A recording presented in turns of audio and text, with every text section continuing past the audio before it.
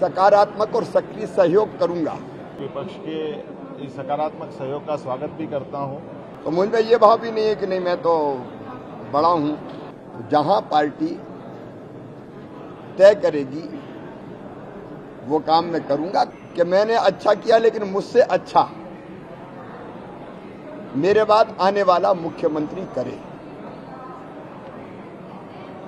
और मैं श्री मोहन यादव जी को, राजेंद्र शुक्ला जी को, जगदीश देवड़ा जी को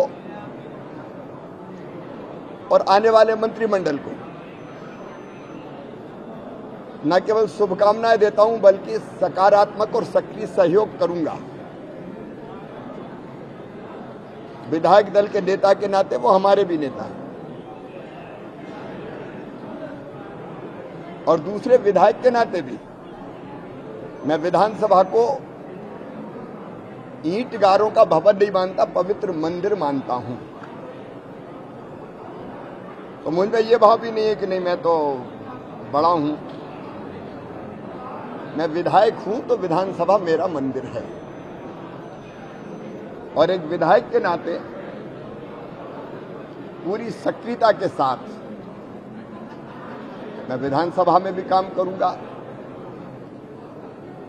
मेरी बुधनी क्षेत्र की जनता जिसने बिना जाए मुझे सदैव भारी बहुमत से जिताया है, इस बार भी 1,05,000 वोटों से जीता हूं।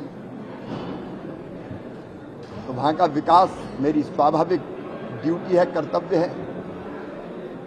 लेकिन प्रदेश की जनता की भी भावनाओं का प्रतिनिधित्व विधानसभा में होता है, वो भी मैं करता रहूंगा और मैं बहुत आनंदित और प्रसन्न हूं। सर, दिल्ली आज विधानसभा में नए मित्र शपथ ग्रहण कर रहे हैं और जिस ढंग से नई सरकार ने काम शुरू किया है वो आनंद और प्रसन्नता देने वाला है। एक बार मेरी फिर शुभकामनाएं। दिल्ली में बैठक है जेपी नड्डा जी से। मैंने हमेशा कहा कि भारतीय जनता पार्टी एक मिशन है और जब एक मिशन में आप काम करते तो आप तय नहीं करते कि आप क्या करोगे, मिशन तय करता है कि आप कहां काम करोगे। तो जहां पार्टी तय करेगी वो काम मैं करूंगा। कुछ विषय ऐसे हैं जैसे पर्यावरण। अब पर्यावरण मेरा प्रिय मुद्दा है, महिला सशक्तिकरण मेरा प्रिय विषय है, वो अंतरात्मा से निकला हुआ विषय है और बच्चों से जो मेरी आत्मीयता और लगाव है तो बाल कल्याण, ये विषय ऐसे हैं कि जो अंतरात्मा से मैं करता रहूंगा।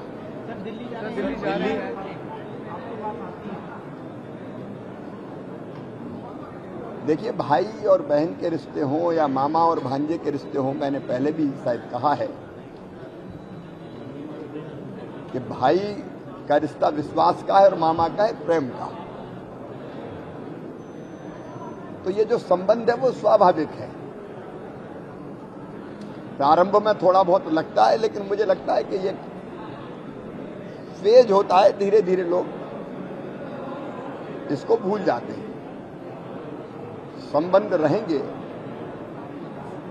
लेकिन काम करना है, सरकार सफल हो, जनता की भावनाओं का आदर करते हुए जनता के कल्याण में। और लक्ष्य अभी है तात्कालिक लोकसभा में हम सभी 29 सीटें कैसे जीतें। मोदी जी हमारे नेता हैं और उनके नेतृत्व में 29 की 29 लोकसभा की सीटें जीते। इसके लिए हम जी जान से सब मिलकर काम करेंगे। मैं भी फाइनल हो जाएगा, अब दिल्ली का चर्चा होगी इसको लेकर। अब चर्चा होगी यहाँ थोड़ी मुझे पता है, लेकिन राष्ट्रीय अध्यक्ष जी ने कहा है, मैं उनसे मिलने जा रहा हूँ। सर, कल भी एक बैठक हुई थी दिल्ली में तमाम बड़े मध्य प्रदेश के नेता के मंत्रिमंडल को लेकर, क्या उस पर भी चर्चा हो सकती है? मेरी जानकारी में नहीं। मेरी अभी तो राष्ट्रीय अध्यक्ष जी ने मुझे कहा है कि मैं आऊं तो चर्चा करें। जय महाकाल। आज 16वीं विधानसभा का सत्र का पहला दिन है और हम सब नवनिर्वाचित विधायकों ने मेरे सहित सबने शपथ का क्रम जारी रखा है और मुझे इस बात की प्रसन्नता है कि आज हमने पहले दिन में ही एक सकारात्मक संदेश भी दिया है। पक्ष विपक्ष ने मिलकर के हमारे नवीन विधानसभा अध्यक्ष का नामांकन का फॉर्म जमा किया है और मैं दल के नेता के होने के नाते से विपक्ष के इस सकारात्मक सहयोग का स्वागत भी करता हूं और उम्मीद करता हूं कि विपक्ष अपना सकारात्मक रचनात्मक उनकी भूमिका वो निभाए और हम अपनी भूमिका निभाते हुए प्रदेश के विकास के क्रम में और नवीन ऊंचाइयों तक मध्य प्रदेश को ले जाए।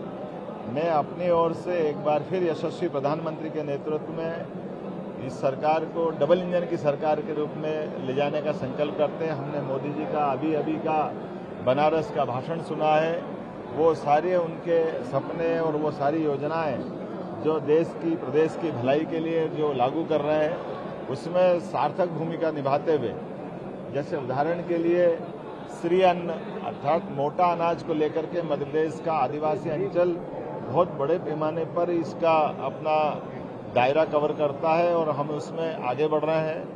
साथ ही साथ सांस्कृतिक अनुष्ठान का पर्व चल रहा है तो हमारा अपने बाबा महाकाल के महालोक से लगा करके ओरछा के राजा राम के मंदिर तक, सलकनपुर से लगा करके कटनी मैहर की माता जी तक सारे देवस्थानों को लेकर के हम रोड मैप बना रहे हैं। मैं कोशिश कर रहा हूं कि हमारा ये प्रशासन का विकेंद्रीकरण भी हो, अर्थात हमारी जिले की जिला कलेक्टर इकाई, संभाग के संभाग डिविजनल इकाई ये और अंत में प्रदेश इकाई। तो ये जो हमारा अपना विकास के क्रम को नीचे तक उतारने का जो क्रम जारी है, मैं कोशिश कर रहा हूं कि हमारे अपने सभी विधायक जो नवनिर्वाचित आए हैं या मंत्रिमंडल के मंत्रीगण का भी गठन होगा तो सबको अपनी प्रशासनिक दक्षता के लिए जो जो जरूरी है ऐसे वर्ग लगा करके उनकी भी बाकायदा ट्रेनिंग कराएंगे ताकि डे फर्स्ट से वो अपना काम अपनी दक्षता के साथ करे, जो उनको उत्तरदायित्व मिला वो उसमें ठीक से काम करें। कल एक बैठक हुई थी दिल्ली में, आपकी बैठक के बाद मंत्रिमंडल को लेकर चर्चाएं चल रही, कब होगा ये मंत्रिमंडल? देखिए, मैं तो विकास के मामले में बात करने गया है, लेकिन ये बात भी सही है कि जब मुख्यमंत्री बनते हैं, उप मुख्यमंत्री बनते हैं तो मंत्रिमंडल का गठन भी होता है और उसमें हमारे अपने जो सिस्टम है, जो एक विचार विमर्श का प्लेटफॉर्म है, माननीय राष्ट्रीय अध्यक्ष जी और माननीय गृह मंत्री जी या अन्य जो वरिष्ठ जन है वो उस पर विचार करके और हमारी प्रदेश इकाई भी उनसे परामर्श करेगी। जहां जिसकी आवश्यकता पड़ेगी हम प्रदेश के परिप्रेक्ष्य में निश्चित रूप से हमारा समृद्ध विधायक दल है और समृद्ध लोग हैं और उनमें से अच्छे लोगों का चयन भी होगा। मैं अपनी ओर से एक बार फिर आपका आभार